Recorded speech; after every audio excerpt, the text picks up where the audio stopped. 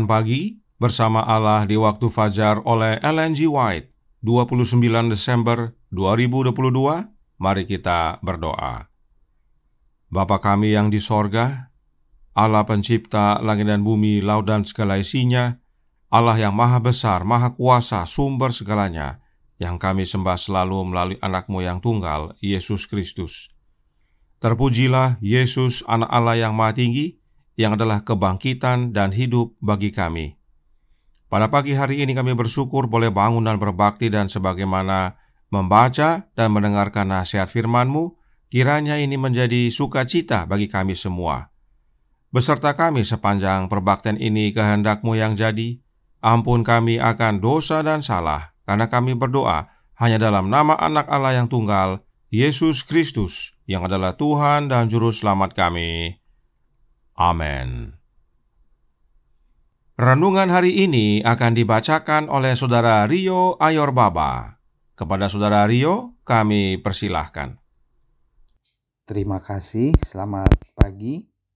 Bacaan renungan kita tanggal 29 Desember 2022 berjudul Binatang buas tidak akan membahayakan. Ayat inti terdapat di dalam Yesaya 65 ayat 25. Serigala dan anak domba akan bersama-sama makan rumput, singa akan makan jerami seperti lembu, dan ular akan hidup dari debu. Tidak ada yang akan berbuat jahat atau yang berlaku busuk di segenap gunungku yang kudus, firman Tuhan. Saya melihat kebun yang lain penuh dengan segala jenis bunga, dan ketika saya memetiknya, saya berseru, bunga ini tidak pernah akan layu. Berikut saya melihat sebuah kebun yang penuh dengan rumput yang tinggi, sangat indah dipandang mata, berwarna hijau dan memantulkan warna perak dan emas, seakan-akan dengan megah mengalun untuk memasyurkan kemuliaan Yesus sebagai Raja. Kemudian kami memasuki sebuah kebun yang penuh dengan segala jenis binatang, singa, domba, macan, serigala, yang kesemuanya bersatu dengan sempurna. Kami lewat di tengah-tengah mereka, dan mereka mengikuti kami dengan aman. Kemudian kami memasuki sebuah hutan, tidak sama dengan hutan gelap yang ada di bumi ini, tidak sama sekali, tetapi terang dan semuanya mulia. Cabang-cabang pohon bergerak ke sana kemari, dan kami semuanya berseru, kita akan tinggal dengan aman di dalam hutan belantara dan tidur di hutan rimba. Kami melewati hutan itu, sebab kami sedang menuju ke Gunung Sion. Ketika kami dalam perjalanan, kami pun bertemu dengan suatu rombongan yang sedang menikmati kemuliaan tempat itu. Saya memperhatikan warna merah sebagai batas jubah mereka. Mahkota mereka gilang gemilang. Jubah mereka putih bersih. Ketika kami menyalami mereka, maka saya bertanya pada Yesus, siapakah mereka? Ia mengatakan bahwa mereka adalah orang-orang yang mati syahid, dibunuh karena Dia. Bersama mereka terdapat anak-anak kecil yang tidak terhitung banyaknya. Mereka juga memiliki tanda merah pada jubahnya. Gunung Sion sudah berada di depan kami, dan di atas gunung itu berdiri Bait Kudus yang mulia, dan di sekelilingnya terdapat 7 gunung lain yang di atasnya bertumbuh bunga mawar dan bakung. Saya melihat anak-anak kecil mendaki, atau kalau mereka mau, mereka menggunakan sayapnya untuk terbang ke atas puncak-puncak gunung tersebut dan memetik bunga yang tidak pernah layu itu. Di sekitar Bait Kudus itu terdapat segala macam pohon untuk memperindah tempat itu. Pohon den, cemara, senobar, minyak, pacar Belanda, delima, dan pohon ara yang cabang-cabangnya melengkung ke bawah sebab buahnya yang sangat lebat. Inilah yang membuat tempat itu semuanya mulia. Di sana saya melihat sebuah meja dari perak murni, berkilometer panjangnya, namun mata kita dapat melihatnya dengan jelas. tulisan-tulisan permulaan, halaman 49 dan halaman 50. Terima kasih, Tuhan Yesus memberkati. Terima kasih atas penata layanan Saudara Rio. Tuhan Yesus memberkati. Selamat pagi saudaraku dalam Tuhan. Mengenai ayat inti renungan hari ini, Roh Nubuat menyatakan yang berikut dalam The Review and Herald, Maret tanggal 19 tahun 1908, paragraf 10. Dikatakan, hanya kuasa Kristus saja yang dapat melakukan transformasi dalam hati dan pikiran yang harus dialami oleh semua orang yang mau mengambil bagian bersamanya dalam kehidupan baru dalam kerajaan Allah. Jika seorang tidak dilahirkan kembali, kata Juru Selamat, ia tidak dapat melihat kerajaan Allah.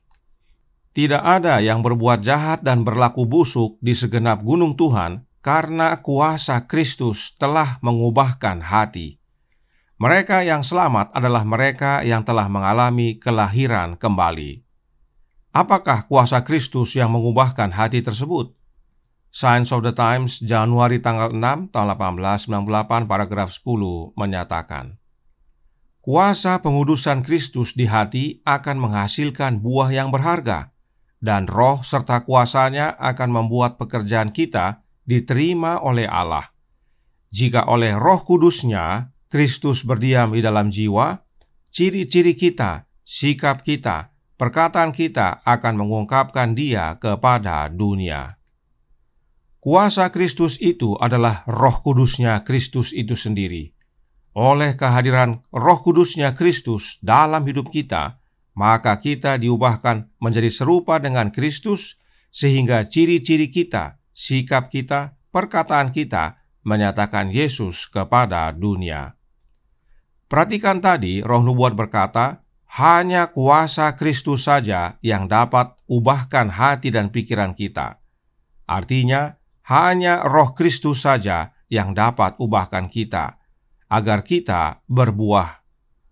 Maka, hanya karena Roh Kristus, maka tidak ada yang berbuat jahat dan berlaku busuk di segenap gunung Tuhan.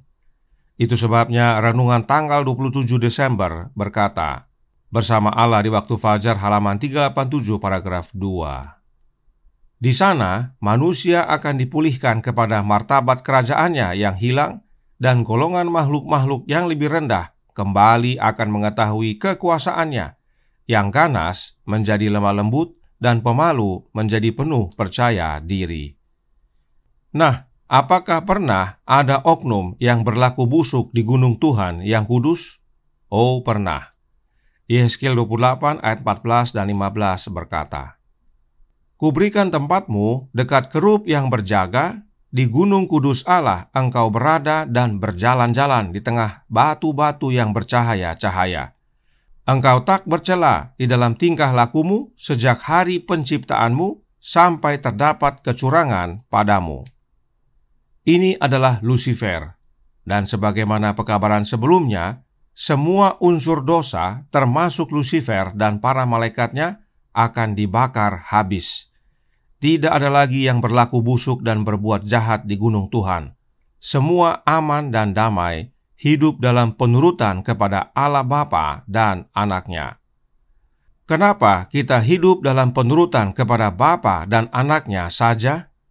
Karena yang berikut ini dari The Christian Experience of William E. Foy, halaman 12 dan 13 berkata, di sisi kanan gunung muncul malaikat yang perkasa dengan pakaian seperti emas yang dihias, kakinya seperti pilar api yang menyala, wajahnya seperti kilat, dan mahkotanya memberi cahaya ke tempat yang tak terbatas ini, dan yang mereka tidak melewati kematian tidak bisa melihat wajahnya. Kemudian saya melihat di sisi gunung ini huruf-huruf seperti emas murni yang berbunyi Bapa dan Anak.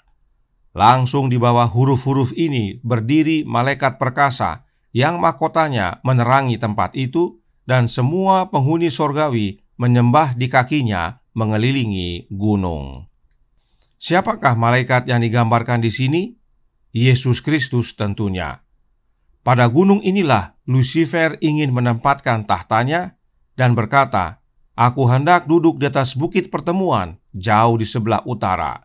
Yesaya 14 ayat 13. Nah, apa yang tertulis pada sisi bukit atau gunung itu? Perhatikan, yang tertulis adalah Bapa dan Anak. Tentunya bukan Trinitas. Nah, siapakah William Foy ini?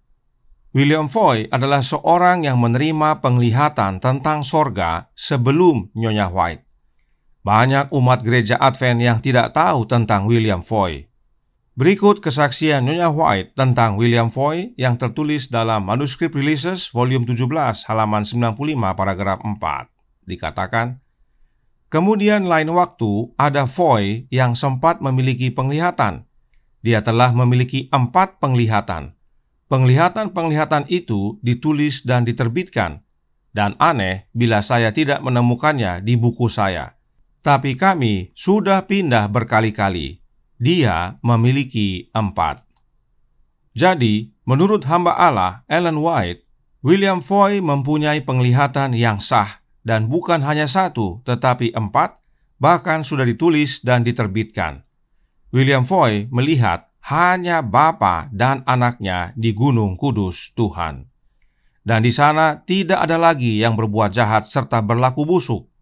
Dan kiranya ini menjadi sukacita serta pembaharuan bagi kita, agar tetap setia, dan agar kita dapat tiba di Gunung Kudus Allah nantinya untuk bertemu dengan Allah Bapa dan Anaknya.